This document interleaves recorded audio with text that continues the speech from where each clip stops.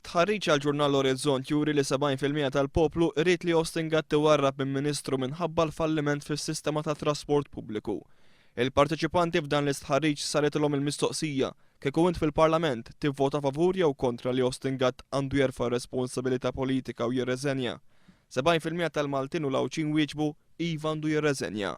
Fost l-etajiet kollha ta' dawk li ħadu sehem fl-istħarriġ hemm bil-qawwi li Austin Gatt għandu jirriżenja minħabba l-fjask li jagħmel fir-riforma tat-trasport pubbliku. Iva, bażikament f'kull age bracket li aħna kellna, ir-riżultat kien mod simili minn wieħed għal ieħor, ovvjament kellna diversi gruppi fejn ir-riżultat ħareġ mod aktar b'saħħtu milli kien hemm gruppi oħra.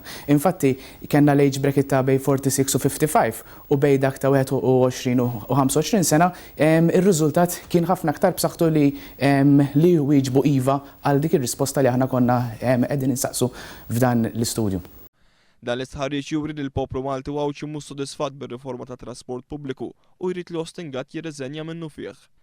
Bażikament is-survey sar minn BDC u fis-survey tagħna aħna ħadna sample ta' 450 fejn rajna li l-rappreżentanza eżatta, ġifieri li hemm diversi fatturi bejn kemm hemm nisa kemm hemm irġiel f'Malta, rajna li eżattament tkun riflessa f'dak is-sample tagħna biex aħna nkunu konfidenti minn dawn ir-riżultati. Sa dan it-tant fi żvilupp ieħor l-aqda ribu tal-trasport pubbliku aħjar reġgħet fakret lil pubbliku fil-protesta paċifika li se ssir il-ġimgħa fis-6 ta' filgħaxija li titlaq meħdejn il-Funtana ta' Tritoni. Din il-protesta tagħmel parti minn kampanja li permezz tagħha l-aqda reboot se tkompli twassal id-diżappunt tal-pubbliku għal mod kif saret ir-riforma fit-trasport pubbliku.